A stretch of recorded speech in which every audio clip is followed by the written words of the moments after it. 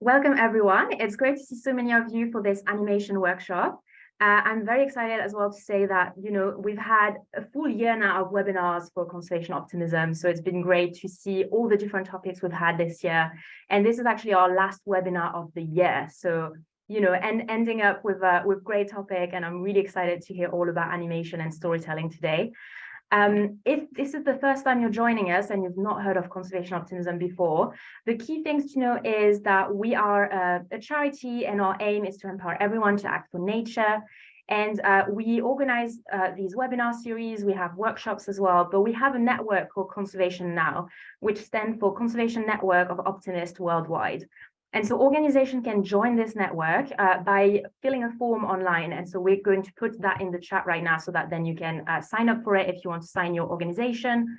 And basically when you're joining, you get a lot of perks. So you can take part in this webinar series. So you can be the one actually presenting and talking about your work with other people. You get access to exclusive workshops as well on different topics. We have a few every year. And then you get regular emails as well. And so it's a great way as well to share information between our members, because if you have something that you want to tell other people about within the network, we can send that out to everyone. And so that's a really great way as well to kind of spread the word about any kind of key things you're working on. So yes, so if you want to join, the link is in the chat. So just make sure to do that. But today I am super thrilled to introduce Giuseppe Forestieri, who is going to tell us all about storytelling and animation. So I can't wait to hear all from Giuseppe. And I think the key thing to remember as well, while this presentation is happening, is that you can put your questions in the chat. There will be a Q&A at the end.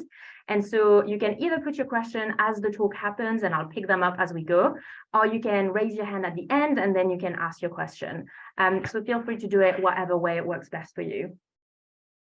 Yeah, so Giuseppe, without further ado, you can get going. Yeah. So hello everyone, and it's good to see some of you that are already connected with me through LinkedIn. And first of all, I want to thank you, Julie, and Conservation Optimist for inviting me today and have this opportunity to share some of the things that we know in the world of environmental conservation. So we start with a little bit of introduction. My name is Giuseppe Forestieri, and I am the creative director of Motion Aptitude. We are a creative studio that designs informative and engaging animations and illustration for NGOs, universities, and animal welfare organizations. But the important thing that is, we don't just create animations, but we do it with a purpose in mind. We believe that animation is a powerful media to engage a non-expert audience with complex environmental issues within wildlife conservation, biodiversity loss, and climate change. And for this reason, our mission is to reconnect humans with nature to compelling animated stories. And our vision is to inspire a new generation of action-driven and environmental enthusiasts. And lastly, our purpose is to educate and inform people about our natural world. So, who is this for? The purpose of this webinar is to help organizations and environmental experts to really present their stories in a compelling way in order to maximize their impact, whether that is research, whether that is raising funding for their organization. But it can also be used, this presentation can be used as a guide and source of inspiration for those who are involved in communication, just general communication. And please, as Julie mentioned, feel free to use the chat box to share any thoughts, and if you want to share your what sort of challenges you're facing right now, communication-wise, please feel free to do so, and then we can discuss that later on in the Q&A. So I guess if everybody's ready, well, I'm definitely ready for it, as you can see there.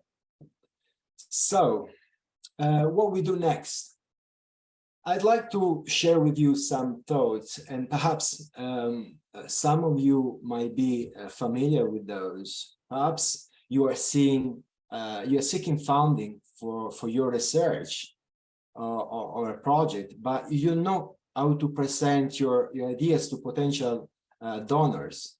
Then animation could be a solution to overcome that problem. And if you want to, perhaps you want to raise awareness, but you're not sure how to engage people about certain issues. Or maybe you plan to release a new report, but yet you're not sure how to best target how to best communicate to your target audience. Or maybe you are the one that regularly post on social media, but don't get much engagement from the content you create. Or perhaps you consider animation in the past, but you don't know how to develop a brief to commission an animation. Or animation, for example, is appeals to you, but you're unaware of its cost and the process. So if any of these is relatable to you, then the next part will be what we are going to cover today. In fact, we are going to cover the benefits of using animation to tell your story. I will be sharing 4 tips to make a successful explainer video. And then also I will guide you through the process of creating a brief to commission an animation or a video. And then I will be sharing a guide through the animation process and what to expect when you work with an animation studio. And also I will be sharing an overview of the cost involved in producing an animation or an educational video. And finally, I'd be happy to answer you any question you might have in the Q&A session. So moving on, what makes animation so valuable then? The combination of a great story along with a distinct visual style can really help to educate youngsters as well as adults. It can boost conversation as well. You know, many of the animation we produce are meant to work to be published on social media. And as you know, social media is a great platform to boost conversation. And surely, if the content you produce is engaging, then people are more likely to engage in constructive conversation, and eventually your story will be widely shared with the world. Another point that makes animation valuable is that it helps promote your public image. For example, if you are an organization that want to promote what you do, your value, your belief, then animation can really help you to connect your organization with your audience. It can gain followers as well. Animation can make an appeal also to possible donors and contributors. For example, as I was mentioned before, if you are looking to publish if you're looking for funding, for example, you want to present your project, your research to your donors, then animation is great to do that. And finally, it is a great media to effectively condense your message in a short story.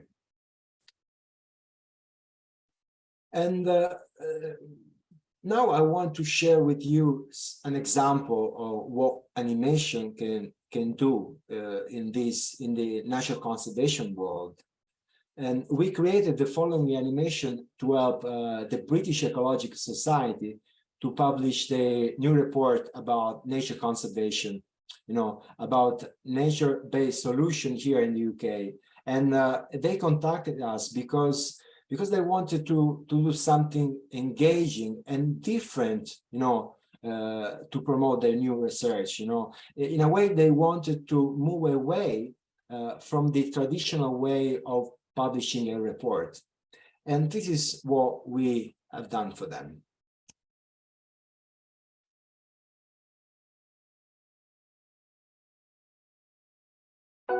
Over the last century, the amount of carbon dioxide in our atmosphere has been steadily increasing, changing our climate. This is contributing to the dramatic declines in nature we're seeing. At the British Ecological Society, we've been looking at nature-based solutions as an opportunity to protect and restore habitats in a way that may lessen the effects of climate change.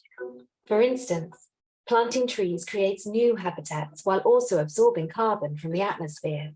Making the most of nature-based solutions will involve choices. For example, conifer trees grow more quickly and absorb more carbon than native broadleaf trees. But broadleaf woodlands support more wildlife. This means that there is potentially a trade-off between carbon and biodiversity. There are many nature-based solutions to consider, such as restoring peatland, planting hedgerows, restoring salt marshes, and enhancing nature within urban environments. Our new report, with contributions from over 100 world-leading scientists, weighs up the evidence across different habitats. It provides decision makers with the guidance they need to maximize the benefits of nature-based solutions in the UK, helping nature to thrive and tackle climate change. To find out more, visit our website. Cool. So you've seen what's achievable through the use of this powerful media. Now it's time for me to show and to share some tips on how to make a successful educational video like the one we watched. And again, this can be applied depending on your circumstance and what message you want to convey. But most of the times, these 4 tips works for any sort of video you want to publish within the nature conservation world. So the first one is look on the bright side. What I mean by that? Well, it's not secret that humans are drawn to stories. And so the way we communicate is really crucial to convey our message effectively. And in the light of the current biodiversity loss, narratives that are solely based on alarming facts and numbers might discourage people. And instead, we should use stories that positively portray nature's beauty and suggest a clear solution, because these tend to resonate better with people and with your audience than those that only show the bad news, the bad scenarios. And even though these represent the reality, just bombarding the audience with bad news won't take you so far. That is proved. So in the end, people are unlikely to take action in the biodiversity and climate crisis unless we show them actionable steps to make a difference. So definitely look on the bright side. Think of that when you're looking to promote your story, to create a video or any sort of content out there. Don't show just the bad news. Inspire your audience. This is really strictly connected with what I was saying before. Our stories become more effective when we include a human touch that enhances the message. If the story is close to people's heart, they are more likely to take part in constructive conversation, and your video will be widely shared as well, as a consequence of that. So make sure your story is authentic so people can connect with you. So also make them curious to learn more about your story, about what you're trying to convey. And it is also important to keep your audience motivated and optimistic that it can work for them. If there is a way in your story to show how this some actionable step that can work for them, please do, because this will make the audience more related to your story. And also, in fact, make it relatable because you reach a bigger audience by, for example, by using a set of imagery that people can relate to. For example, use images of cities rather than glaciers, because these are not part of their daily life. And even though these represent the reality, but they kind of feel distance from what you're showing to them. So try to represent and include in your story something that is tangible to their daily life rather than something that is far away from them. Duration matters. Yes, this is a big point because, you know, especially in social media, because although nothing is boring if you tell a good story, unfortunately, when it comes to social media, the length of your video really matters. And if you are looking to share your video online, you should know that people love simple and brief messages. And video, they are under 90 seconds, I would say, tend to get more views than those that were like long form ones, for example. And also another thing to remember is that you should focus on the story rather than the data. You know, people are mainly moved by emotions and not fact. No, you can share data, you can share facts, but you have to include that in your story. So your data needs to be part of your story. Make sure not to overwhelm your audience with stats and figures to the point where they disengage and back off. You know, again, you can include your facts and figures, but they have to work within your story. Another point is simplify the complex. What I mean by that, so everybody should be able to understand the language you use in your story, in your video, in any sort of media you're using.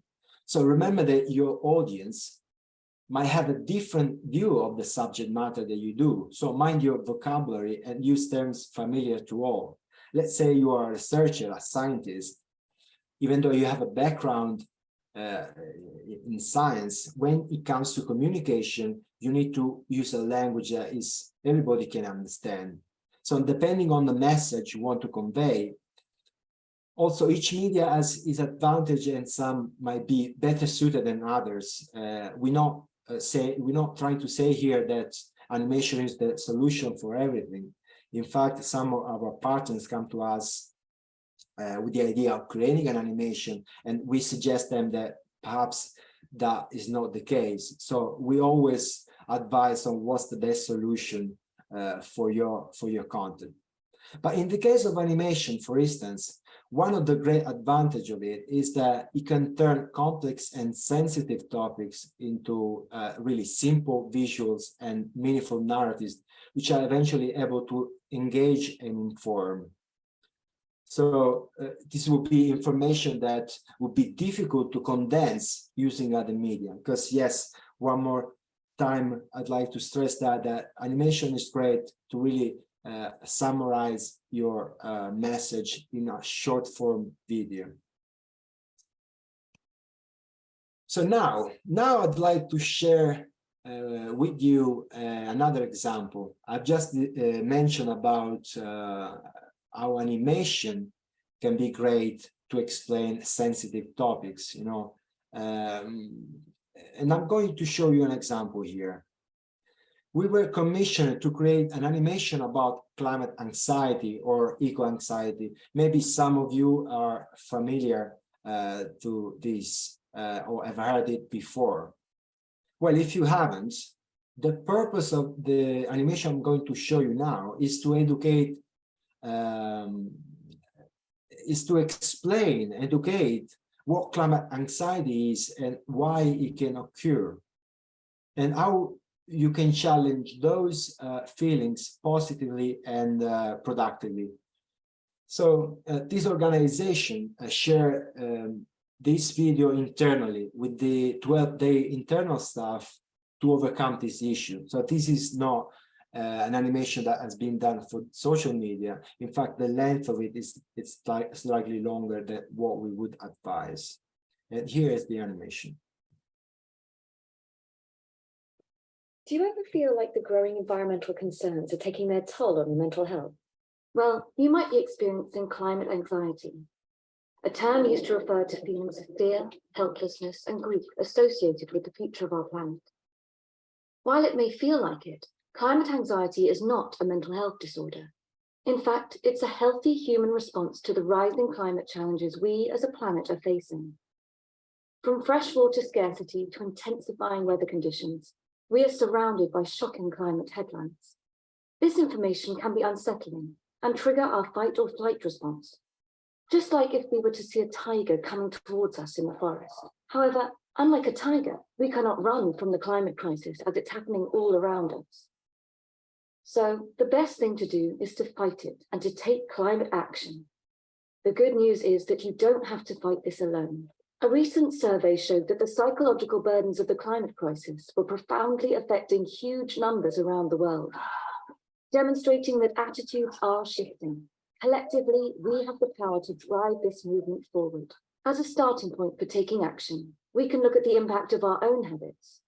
This can include making more environmental choices, analyzing our diet and energy use, engaging with environmental charities, and spreading awareness through conversation. We can also inspire change, big or small, at work. Being part of the world's largest health and beauty retailer brings the potential to reach 1/3 of the world population. Therefore, we can make an impact on a far-reaching scale. Whether this involves joining an environmental committee, reducing waste, advocating for sustainable products, or pitching ideas at business level, your input is necessary and valued at AS Watson. The future of the planet also depends on influencing the systems that fuel the climate crisis. Vital progress can be made by engaging with environmental movements, signing petitions, and supporting representatives with a strong stance on environmental issues. Actions for the climate in any form can be likened to ripples in the ocean. When we start to make changes and unite with others doing the same, our ripples grow in power and eventually form waves of change. However, remember that whilst climate action is important, so is our well-being. It's vital that we take time out to recharge when tackling the climate crisis. After all, burnt-out people aren't equipped to serve a burning planet. Self-care can involve taking breaks from the media, grounding ourselves in nature, exercising, meditating, and spending time with loved ones. Protecting our well-being in these ways can help us to reconnect with the earth and remind us why it is so vital to preserve it. So here are our 3 main tips to help with climate anxiety. Talk to those around you because we're stronger together. Embrace self-care to help with finding joy in the journey. Take any form of climate action because change happens when we change. And in doing so, we change the mindset of those around us. Cool. So, so far I talked about explainer videos, and as an alternative way of communicating, you might also consider creating a series of GIFs to celebrate an important event, because these colorful, eye-catching animations are great to support your social media content. So this is definitely a great way if you want to create short-form animation that engage people. In this case, it is, as you can see, it is being created to celebrate some important event within the nature conservation world. So now, you might wonder, how do I brief a studio to create an animation? This was actually something that Julie asked me when we first met, you know, that perhaps some of you might be interested in doing, in covering this part. And so an ideal brief contains an overview of the scope of the project, you know, and bear in mind that this work also for live action video is not strictly related to animation. So an ideal brief contains an overview of the scope of the project, and it clarifies the communication goals and strategies for your video campaign. And we recommend going through the following guidelines for organizations or any communication expert who are keen to produce a video. So the first one will be motivation. And these are all questions that you have to ask yourself, you and your organization, before commissioning an animation or a video.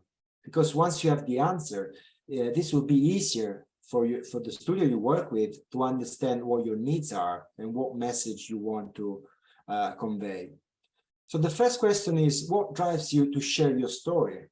What is the reason why you want to create a video?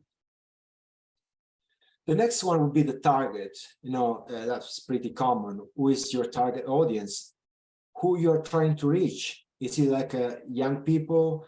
Is it like a scientific world? Is it someone that you want to looking for founding? It really depends, because once you know the target, you can work with the studio and find the best solution that suits your needs. Objectives. So what do you want to pass on? What is your communication goal? Research. It is always worth looking around and see how others in your field communicate on similar topics. Also, it's worth looking at what is your communication strategy, because this might also influence the style of your video. And also, are you open to exploring a different approach, or do you want to play it safe and choose a more conventional style when you communicate? Inspiration. This is a good one, because what tickles your fancy?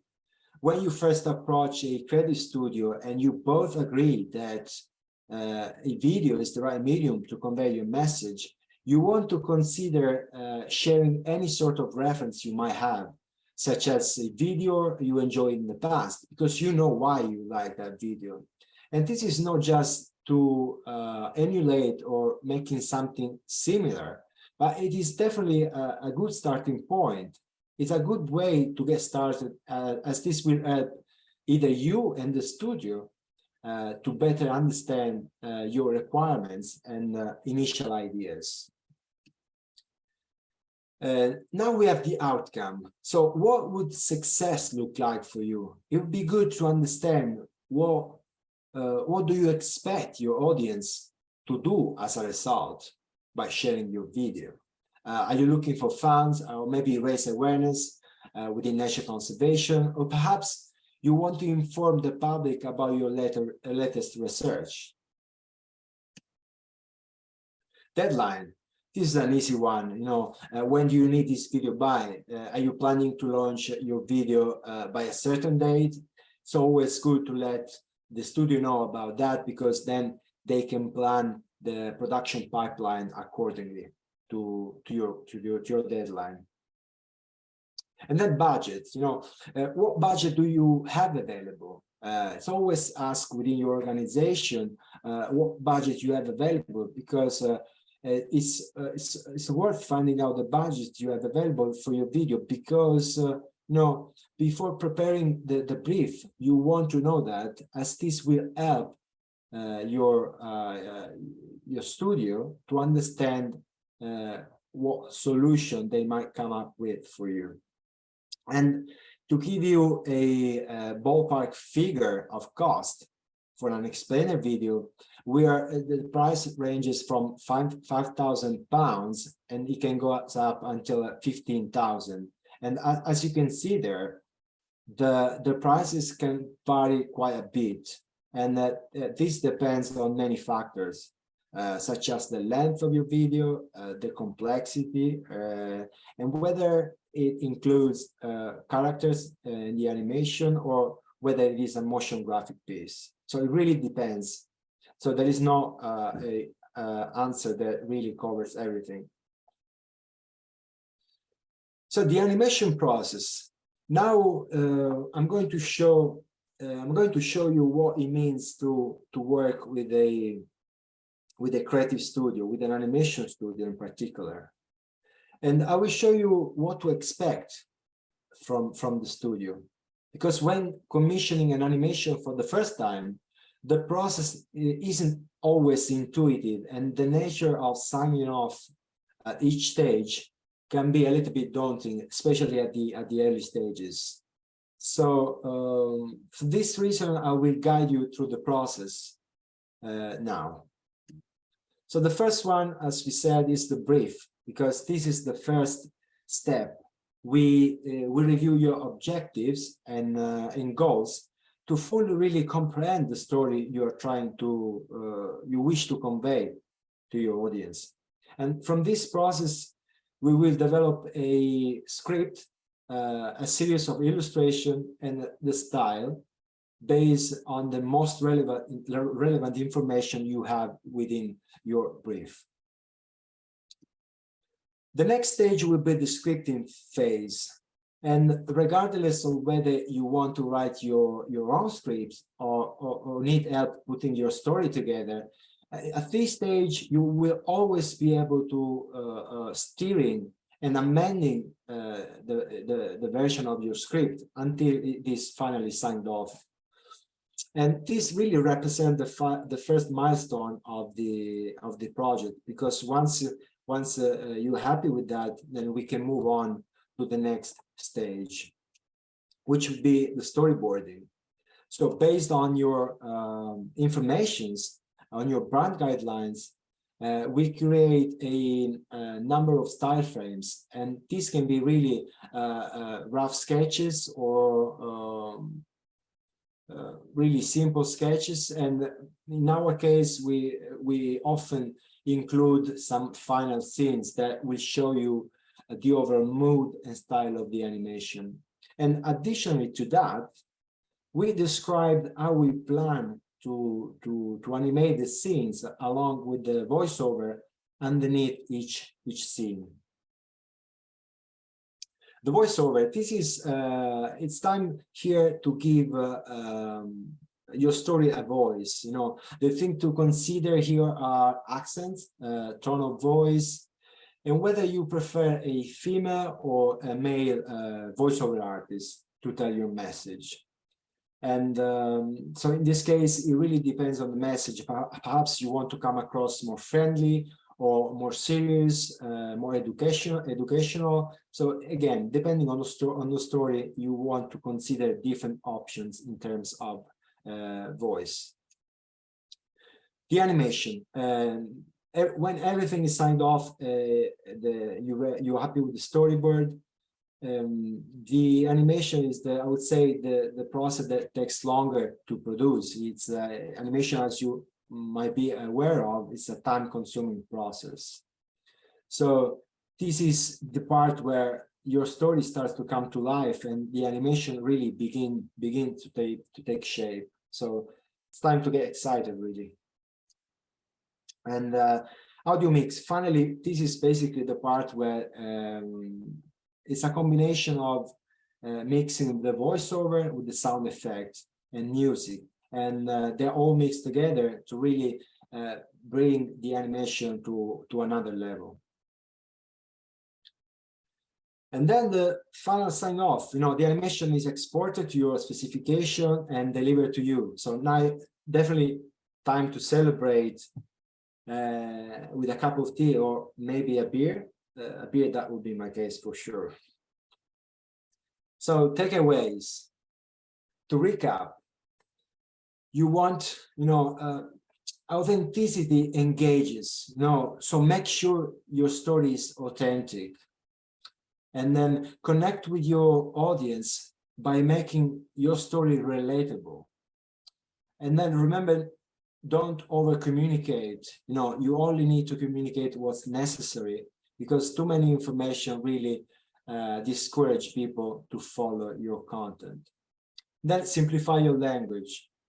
Make sure to include actionable steps to guide your audience when needed.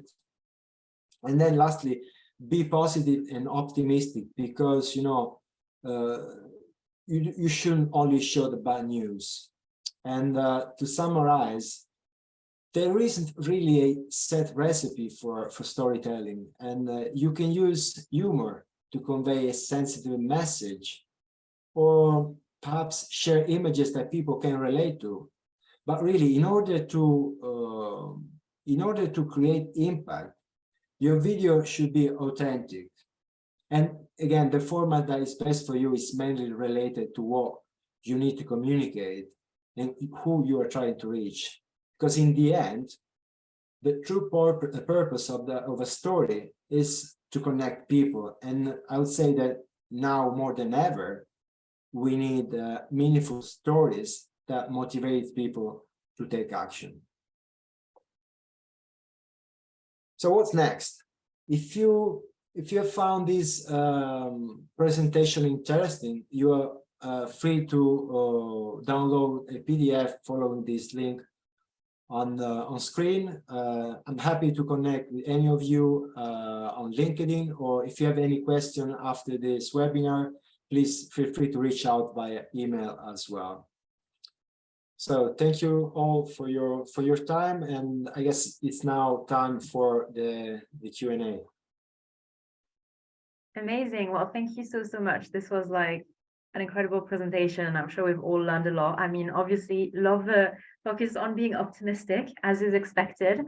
We actually already have a few questions in the chat, so I have made a list of them, and I will start. I think I've missed the name of the person who asked that one, so apologies if it was your question. The question is, are there any relatively easy apps to create simple animation if you have a low budget? Yes, there are indeed. And these there are, but these are very, in a way, limited in the way you want to do. It really depends on what you want to communicate. If you want to create a brand story, for example, we don't advise on using those, because again, you can only just use a set of characters or images which are limited, and perhaps some other people might use them as well. But generally, there are a few out there. Awesome. Thank you very much. Just also a reminder, if you didn't put your questions already in the chat, feel free to raise your hand, and you can also ask the question directly to Giuseppe. I will keep an eye on the participant list to see if anyone has any questions.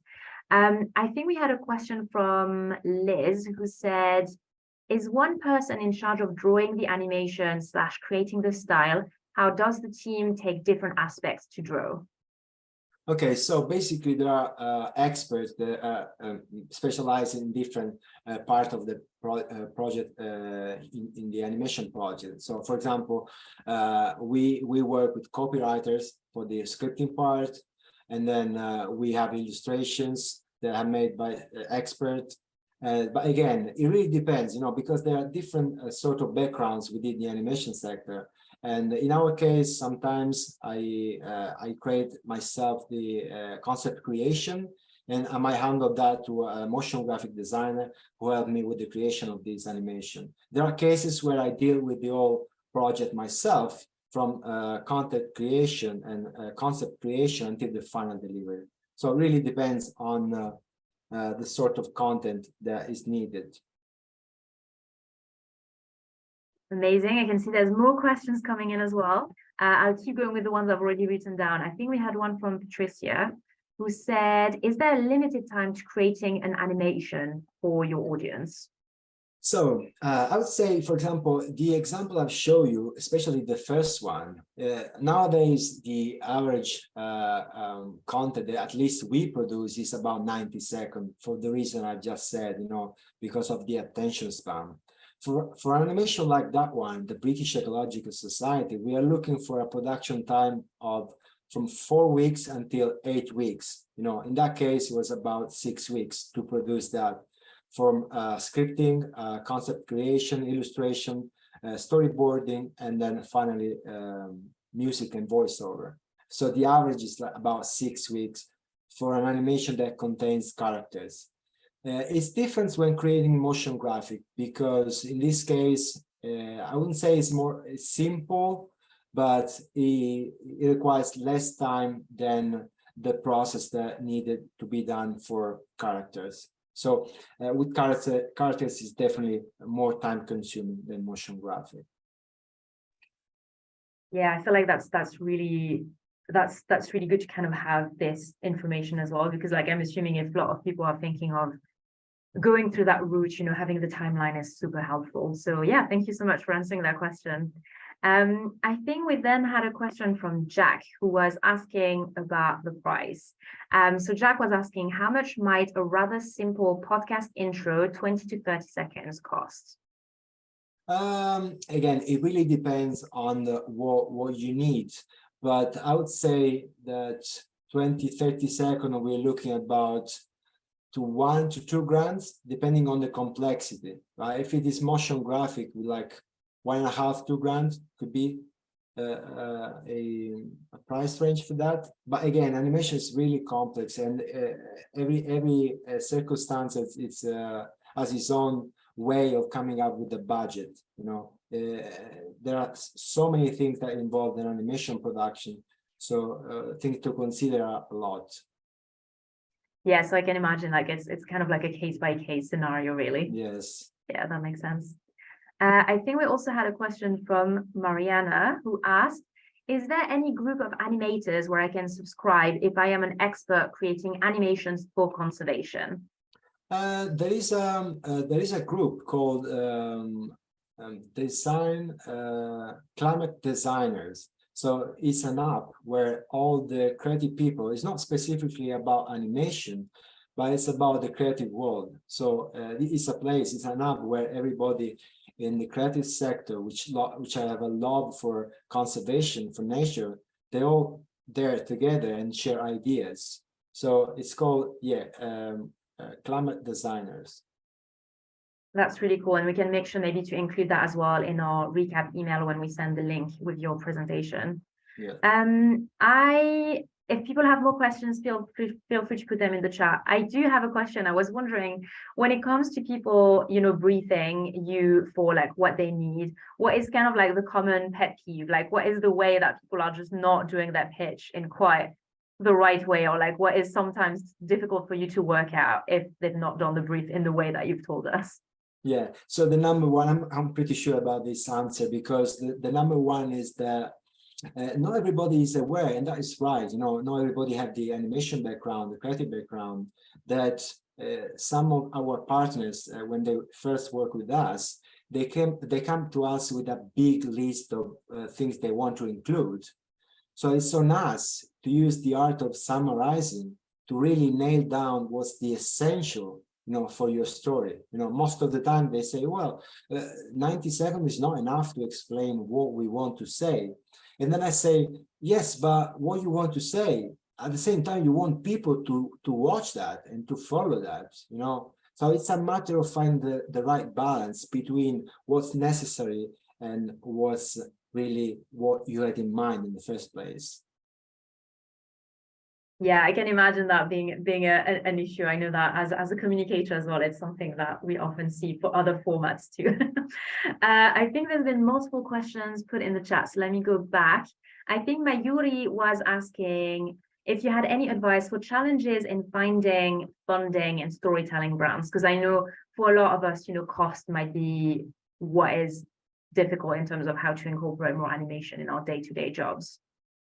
I can follow up on that question, because I actually had recently a client that was looking for funding, and they found through another organization that basically supply funding for nature conservation arts. So I'm not sure right now, but I can follow up with that question later on. Or if this person want to contact me directly, I'd be happy to answer this question later on. Oh, that'd be awesome. Yeah, I think again, like if I mean, either you can be in touch one-on-one, but if you can also tell us what the answer is, we can include that in the email that we will send afterwards. Megan had a question about the best practices. So they were asking, what are some best practices or considerations for using quantitative data or tell stories? How do you do that effectively? Okay, yes. So basically, can you repeat that question again, please? Yes, the question was, oops, sorry, there's been multiple questions since.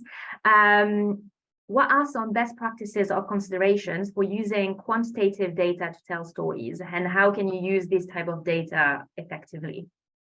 Okay, yes, again, it's a matter of making this data relatable to people. Again, if you want, for example, in this case, I guess is data that want to inform people, or maybe they want to use this data to make people aware of certain subject, for example. But if you want to relate, to make people connected with your story, with your data, you have to include this data within your story. You can't just, it's not enough just to show stats and figures. Even though this represents the reality, you want to include this in a story. You want to build around a story, around your information, so that people can relate to it more effectively. Awesome. Yeah, that's really interesting. I saw earlier that there was someone who was already talking about qualitative data, so I guess it's an important question. I think we have another question that I saw pop through, which is from Alan.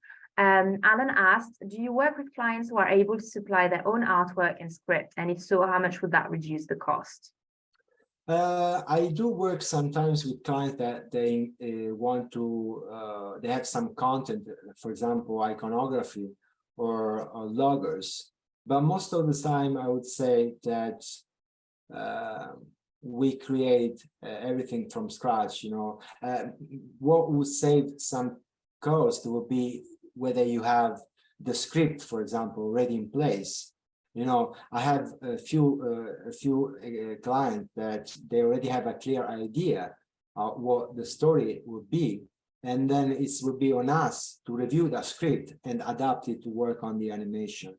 So most of the times, I would say, rather than the artwork, is the script itself. They want to readapt the script in order to work for an animation. Yeah, I could see that happening depending on like the projects that you're working on. So yeah, thank you. That's really helpful. I will let everyone a chance to ask one more question. Jack is asking about the link for the PDF, but we will send that through email afterwards. So we will put that in an email soon, Jack. Yeah, any chance for a last question? And while we do that, I also wanted to say we are putting in the chat the link to our post-webinar survey.